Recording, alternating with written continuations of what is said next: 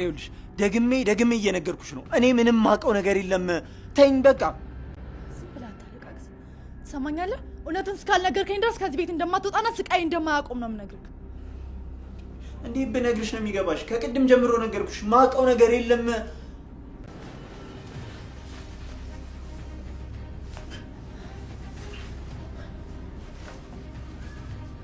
አማን ለእኛ አይመስለኝም። ተስፋ አንቆርጥ።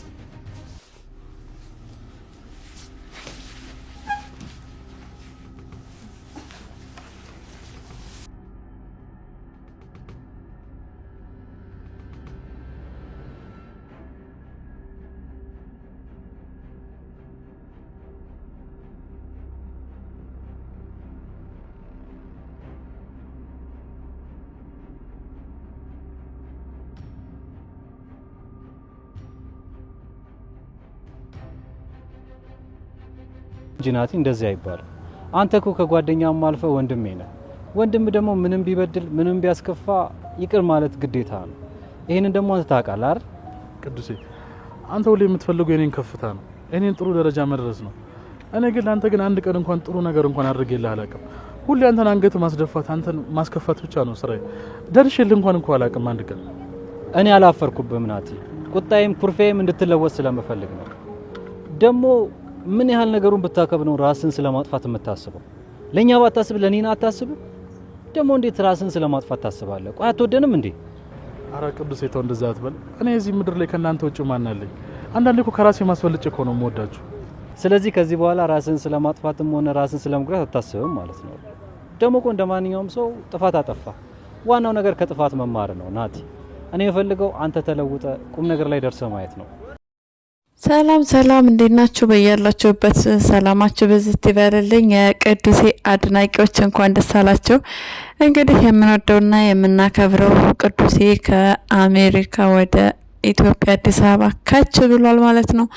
ናቲም ራሱን እየወቀሰ ይገኛል። ታሞ ከመሟቀቅ አስቀድሞ መጠንቀቅ ይሏቸዋል። እንደዚህ ነው በሚያሳዝን መልኩ እንግዲህ መኪናውን ከጥቅም ውጭ አድርጎ ነው እየተቀበለ ያለው። በጣም ያሳዝናል። ነገር ግን ቅዱሴ ምንም ችግር የለው። ምን የምፈልገው አንተ ደህና እንድትሆን ነው። ራስክን ለማጥፋት ለምን አሰብክ? በጣም እኮ ነው የምንወድ እያለ ፍቅሩን ሲገልጽለት አይተናል። ቅዱሴ በጣም ይለያል። ሰው ሲጣላ የሚያስታርቅ በቃ የሰው ሰላም የሰው ደህንነት የሚያሳስበው ሰው ነው። በተቃራኒ ደግሞ ለራሱ ምንም ማድረግ የማይችል ለራሱ በቃ ምንም ማድረግ የማይሆንለት ሰው ነው። እንግዲህ በቀጣይ ራኬብን ያገባል ወይስ የድሮ ፍቅረኛው ጋር ይታረቃል የሚለውን በቀጣይ የምናይ ይሆናል። በእርግጠኛነት የድሮ ፍቅረኛው ጋር ይታረቃል የሚል ግምት አለኝ እኔ። እናንተ ደግሞ እስኪ በኮሜንት ምን ይመስላችኋል? ሰላም ጋር ይታረቃል ወይስ ራኬብን ያገባል? እንግዲህ ቅዱስዬ ስለመጣ በእውነቱ በጣም ደስ ብሎናል። በጣም ነበረ የናፈቀን፣ ሁላችንም ናፍቆን ያረ ቅዱሴ ቀረ ምንድነው ቅዱሴ ይምጣ እያልን ስንቀውጣው ነበረ። ዛሬ ስለመጣልን ደስ ብሎናል። ከዚህ በኋላ እንግዲህ በተከታታይ እንደምናይ ያለማቋረጥ ተስፋ አለን። በቃ የድራማው ድምቀት ስለሆንክ በጭራሽ መጥፋት የለብህም። ሲሆን ወደ ነሰኒና ወደ ጆከርም ሄድ ብለህ እዛ ላይ ማየት እንፈልጋለን። ያው አስታራቂ አይደለህ። ስለዚህ ራኬብንም በዛ ቆንጠጥ አድርጋት ልንገርህ ብዬ ነው። ራኬብ በሰኒና በጆከር መካከል እየገባች ነው። አንተ ጋር ስለምትግባቡ ቢያንስ በተወሰነ መልኩ ትሰማሃለች። ስለዚህ እሷን ቆንጠጥ አድርገህ ቆጣ ብለህ ያው እንድትስተካከል እንፈልጋለን። እሷ እና ለሰኒ ብቻ አይደለም ለራሷም እንድታገባ ተቆጣለን። ቅዱስ የሆነት ይችራኬብን አንድ ካላልካት አንተ ከዛ ውጭ ልቧና ልቧ ምላት ነው እንጂ የምሰማው ማንንም እየሰማች አይደለም። ስለዚህ ራኬብን ተቆጣለን።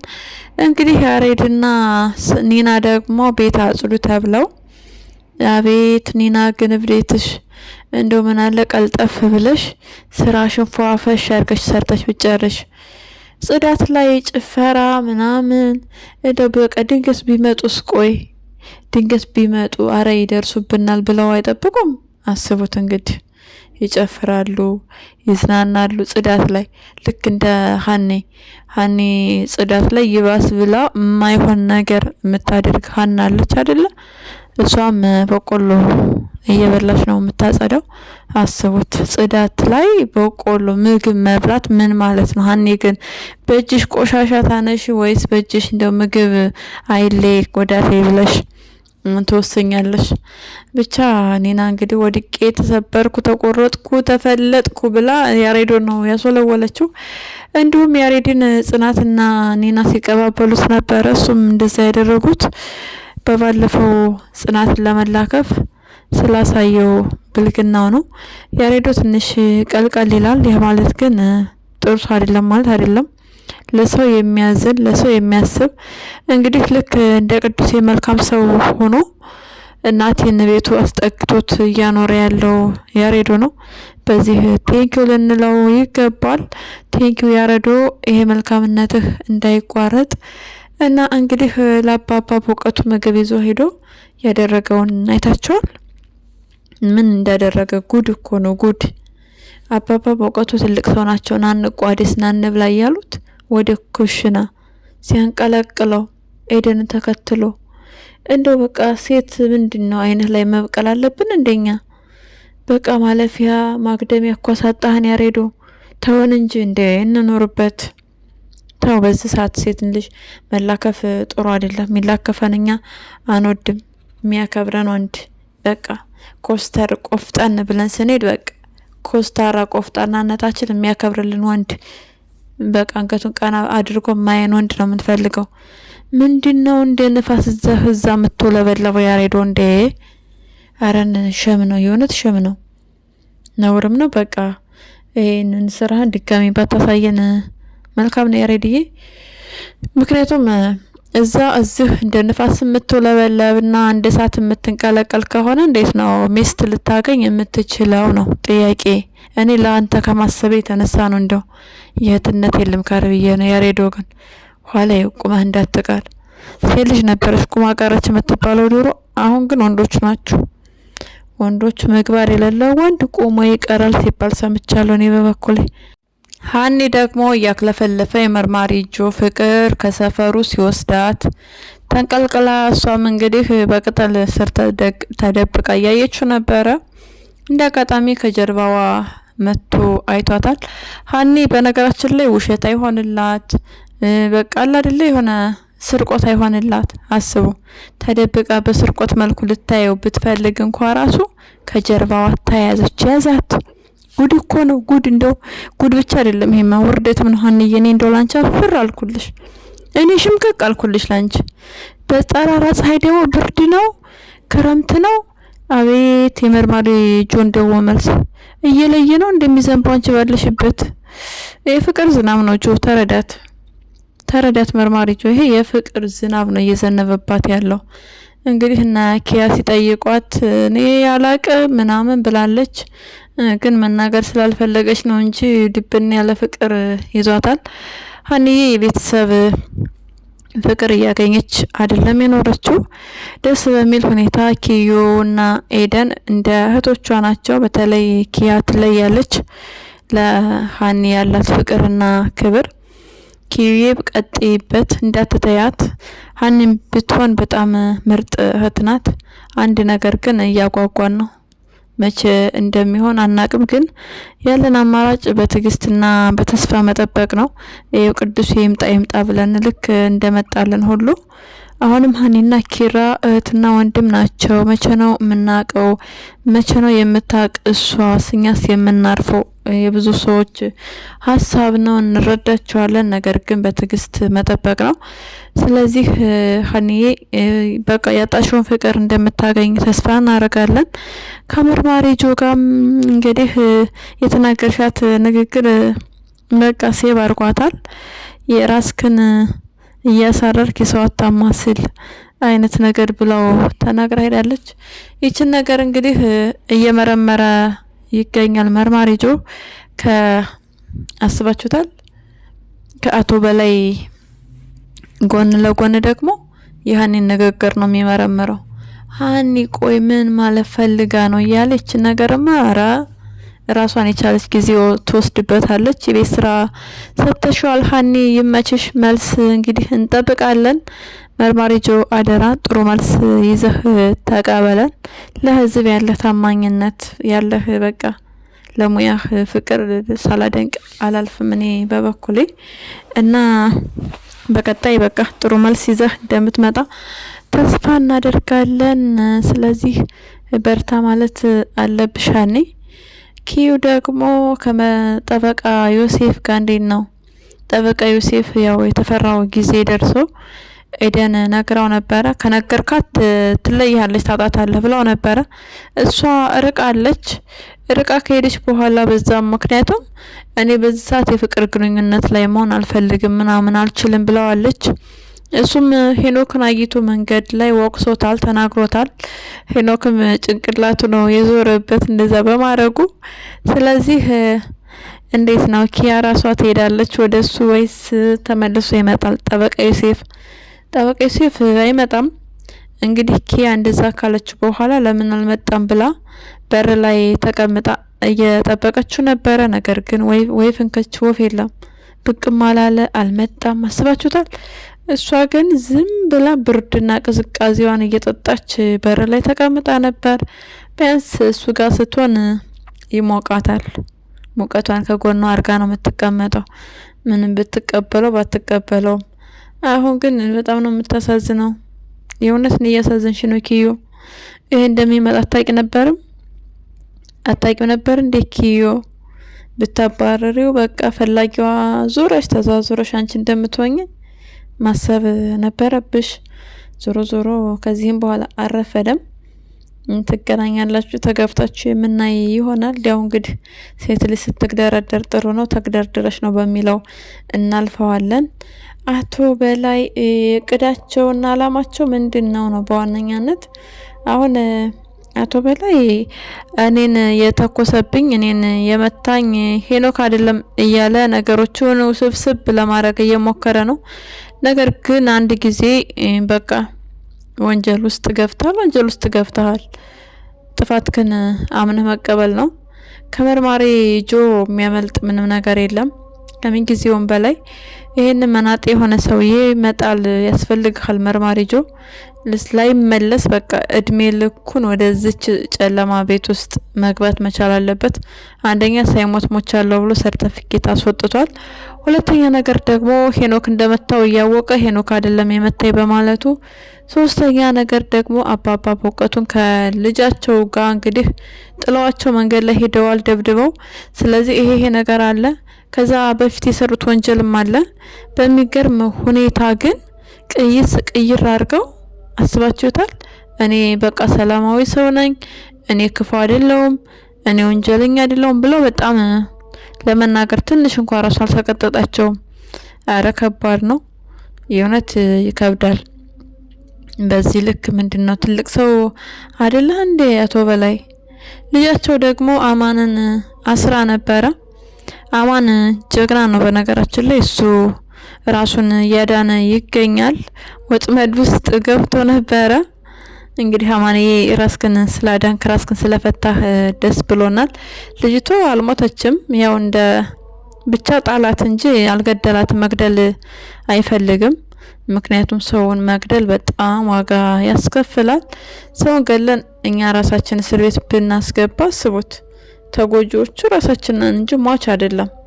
ስለዚህ አማንዬ ራስክን ጠብቅ። ከዚህ በኋላ መሸወድ የለብህም።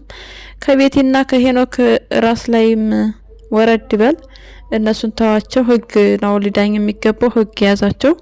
አንተ ወንጀለኛ ስለሆንክ ያው በወንጀል በሰራው ወንጀል ነቤቴን ስለተባበርክ እንግዲህ ለገንዘብ ብለህ ኪራ ሲሰቃይ ኪራ ሲንከራተት እሱን መደበቅ ወንጀል ነው። ከእውነተኛ ሰው ጎን መሆን ነበረብህ። ቢያንስ ቤተሰብነትህን ታተርፋለህ። ብር ደግሞ ብሬው ነው ያልቃል፣ ማልቅ ነገር ስለሌለ። ስለዚህ አማንም ተጋጭነህ ሄኖክና ቤቲ መልካም ወደ ከርቸሌ መግባት ጊዜ እንደሆንላችሁ እንመኛለን። እነሱም ዞሮ ዞሮ ወንጀለኛ ናቸው። ሰውየው ባይሞትም ሰውየውን ገለውት ነበር በጊዜው ቆሻሻ ላይ ነው የጣሉት። እንዲሁም ልብሱ ደም በደም ሲሆን አጥበው አስባችሁታል የሄዱበት ርቀት ኪራን ለማሳሰር በቃ ልብሱን ላውንደሪ ቤት አሳጥበው ከዛ ቀይረው ምናምን አልብሰው ከዛ በኋላ ነው እነሱ የወጡት። በጊዜው ደግሞ ኪራ ሲሄድ ኪራ ያው አሻራ እሱ እንዲገኝ ሆነ። የሄዱበት ርቀት ጥሩ አልነበረም። በሱ ነገር ሊጠየቁ ይገባል። ባይኔ ዝም መባል የለባቸውም። መታሰርና መቀጣት አለባቸው። ያው ሰው ሲያጠፋ ሲቀጣ በቃ አለ አይደለ ለመማር ነው እንዲማሩ ነው። ድጋሚ ስህተት እንዳይሰሩ ነው። ቤቲ ሁለተኛ ጊዜ ስህተት የሰራች ነው። ነገር ግን ኪራን ለመበቀል ብላ እንደዛ አይነት የጅል ስራ ስትሰራ ራሷ እንግዲህ በቆፈረችው ጉድጓድ ራሷ እየገባች ትገኛለች። ምንም ማድረግ አንችልም ቤቲ ፈጣሪ ሆነች ከማለት ውጭ ዞሮ ዞሮ ወደ ጨለማ ቤት መግባታቸው አይቀርም። አሁን ላይ በጣም ፍቅር እየተጫወቱ ነው። በእርግጠኛነት ሄኖክ ተንኮል አስቦ ነው። ምክንያቱም በባለፈው የተናገረችውን ንግግር መቼም ነው የማይረሳው። ሄኖክ ደግሞ ቂመኛና በቀለኛ ነው። በኪያ አይተነዋል። የሚረሳ ሰው አይደለም። በጣም ውስጥ ምን ማይከሰው አለ አይደል? እንደዛ ነው። ቤቲን እየወደዳትና እያፈቀራት ነበረ። ነገር ግን ደግሞ ቤቲ እኔ አብሬ አልታሰርም ወንጀል የሰራኸው አንተ ነህ ብላ ነግረዋለች አይደል? ስለዚህ እሱን ነገር ስለነገረችው መቼም ነው የማይረሳላት። ዞሮ ዞሮ የሆነ ለበቀል እያሰበ ያለ ነው የሚመስለው። አንቺ ካለሽልኝ አንተ ካለህልኝ ምናምን እሷ እንደሌለችው እኮ በቃ አሳይታዋለች አይደል? እሷ አብራው እንደማትሆን አብራው እንደማትታሰር መመስከርም ካለባት እንደምትመሰክር ነግረዋለች። ስለዚህ በቀጥታ ይበቀላታል እንጂ በጭራሽ ስህተት ነው። አንድ ጊዜ ነው ሰው ሊሳሳት የሚችለው። ስለዚህ ስህተት ደግሞ በቃ ያስቀጣል። እንግዲህ ቤቲና ሄኖክ አንድ ላይ ይሆናሉ ማለት በጭራሽ ነገ ላይ መመስከሩ አይቀርም። መስክሪ ትባላለች። በቃ ዛሬ ላይ ያለውልህ ምናምን ስትል የነበረውን ቃሏን ቀርጥፍጥፍ አድርጋ ነገ ትክደዋለች። ስለዚህ በዚህ ምክንያት ደግሞ እሱ የበቀል ዱላውን ነው የሚዘረጋው። ልክ እንደ ኪያ ያስባችሁታል። ስለዚህ መልካም እንግዲህ ወደ ከርቸሌ መግባት ጊዜ እንደሆላችሁ ነው የምንመኘው። የጽዬና የኪራ ፍቅር ደግሞ ሁልጊዜም እንደ አበባ ያማረ በቃ ሁልጊዜም ያበበ ፍቅር ይሆንላችሁ። ሶሲ ተመልሳ መጣ እንደማትበጠብጥና እንደማትረባሻቸው ሙሉ ተስፋ አለን። እንግዲህ ጽዬ የምንጠብቀው በቀጣይ ቤቢ ነው። አመመኝ ምናምን ነገር እንደዚህ አይነት ነገር ወሬ የሚል መስማት እንፈልጋለን። ከምሩ ደግሞ ምሩ ድጋሜ ልጅ ወይስ መጀመሪያ ታሳየን የወለዷትን ልጅ ማየት እንፈልጋለን። እኔ እፈልጋለሁ። እናንተስ አትፈልጉም? ያው አብዛኞቻችሁ እንደምትፈልጉ አውቃለሁ። የምሩ ልጅ ጨርቅ ነው ምናምን ስትሉ ነበር። እውነት ነው ጨርቅ ነው። ነገር ግን ደግሞ በባለፈው ክፍልም እንደገለጽ ነው የሆነች እንግዲህ 2 አመት ኦሪ 3 አመት ልጅ አምጥተው እንደሚያሳዩን ተስፋ እናደርጋለን። በዚሁም አለሜ ናፍቃናለች፣ አለሜ ትምጣልን እያላችሁ ኮሜንት ላይ ጻፉ። ምሩ ከወለደች በኋላ አለምዬ ምን አይነት አመለካከት ነው ያላት የሚለውን ማየት እንፈልጋለን። በነገራችን ላይ በጣም ነው የተቀየረችው አለምዬ። በጣም ጥሩ አማት በቃ እንደዛ ሆናላታለች። እንግዲህ ለምሩ በወጣች ቁጥር ልጇን ለአማቷ እየሰጠች ነው የምትወጣው። ባትቀየር ኖሮ አትይዝላትም ነበረ። አስባችሁታል? ምሩን በፊት ተጣላት ነበር፣ ተሰርባት ብዙ ነገር ትናገራት ነበረ። እንግዲህ የልብ ታማሚ ነበረች ምሩ። አሁን ላይ ድናለች፣ ጤነኛ ናት፣ ደህና ናት። ስለዚህ በሱ ነገር ሁሉ ወዳ ባላመጣችው ህመም ሁሉ ተሰርባን ነበር እና ብቻ ዞሮ በጣም ነው የተቀየረችው አለምዬ ስለተቀየረች በጣም ደስ ብሎናል። እንዳልኳችሁ ባትቀየር ኖሮ በቃ የት ልትገባ ነው የት ልትወጣ ነው እያለች ትቆጣጠራት ነበር። እንደውም ነጻነት እንዲሰማት አስባችሁታል? ልጇን እያያዘችላት የፈለገችበት ቦታ እንድትሄድ እንደዛ አድርጋለች። አለምዬ እናመሰግናለን። ለዛሬው ያዝንላችሁ ቪዲዮ ይህንን ይመስላል። በሌላ ቪዲዮ እስክንገናኝ መልካም ጊዜ ይሆንላችሁ።